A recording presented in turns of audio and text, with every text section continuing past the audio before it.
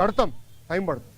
ఇంకా ముందర year regularise చేయాలి, బకాయిలు కూడా ఫేజ్డ్ మేనర్గా మేము చెల్లిస్తాం. ఓకేమా?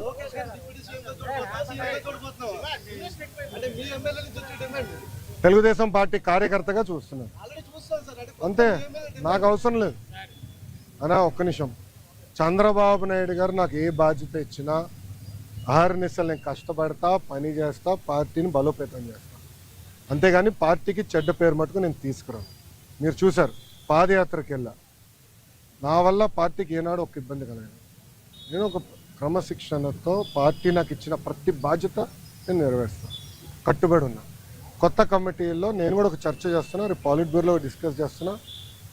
ఒక వ్యక్తి ఒక పదవిలో 3 టర్ముల కన్నా ఎక్కువ ఉండకూడదు నేను వ్యక్తిగతంగా నమ్ముతాను. అది నా వ్యక్తిగత అభిప్రాయం, పార్టీ అభిప్రాయం కాదు, నాయకుల అభిప్రాయం కాదు, నా అభిప్రాయం, లోకేష్గా నా అభిప్రాయం. నేను కూడా ఈసారి నేషనల్ జనరల్ సెక్రటరీగా ఉండకూడదని నేను భావిస్తాను. ఎందుకంటే 3 టర్ములు నేను అక్కడనే ఉంటున్నాను, వేరే వాళ్ళు కూడా అవకాశం రావాలి. గ్రామ పార్టీ నుంచి పార్టీలో మూవ్మెంట్ పాలిట్ బ్యూరో వరకు రావాలనేది నా లక్ష్యం, నా ఆలోచన. రైట్ ఆర్ రాంగ్ అది పెద్దలు నిర్ణయిస్తారు, నా ఆలోచన అది.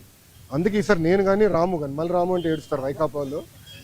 ఎందుకు ఏడుస్తారు నాకు తెలీదు. రాము ఏమో నన్ను అన్నంటాడు, నేనేమో రాము అంటాను, ఇద్దరే. సో రాము కూడా మొన్న రాము నేను కూడా మాడుకున్నాం, దావోస్లో కూడా లంచ్ చేస్తుంటే మేము మాడుకున్నాం. సో రాము కూడా ఏదన్నా నేను కూడా వేరే దానికి వెళ్దాం, వేరే వాళ్ళకి అవకాశం ఇద్దాం, పార్టీలో మూవ్మెంట్ రావాలని మేము అనుకుంటాం. ఓకే ఓకేమ్మా, థ్యాంక్ యూ.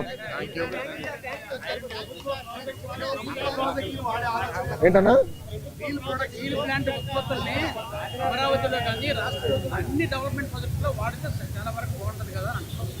అన్న కరెక్ట్ అన్నా, కానీ దానికి ఏమవుతుందంటే అది లీగలీ బైండింగ్ ఆపవచ్చు, అది ప్రాబ్లం.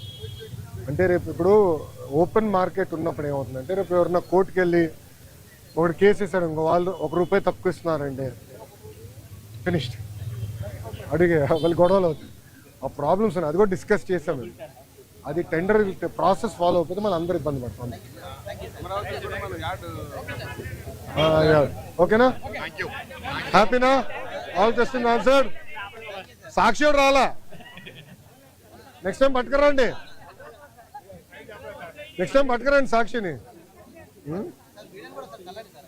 నేను ఎక్కడనే ఉన్నా కదా. ఏం మరో సాక్షి టీవీ నేను రాలా? వచ్చాడు, టీవీ నేను వచ్చాడు రెడీగా ఉన్నాడు. Okay boss, thank you sir, జై హింద్. పార్టీ ఆఫీస్ కదా సార్, పార్టీ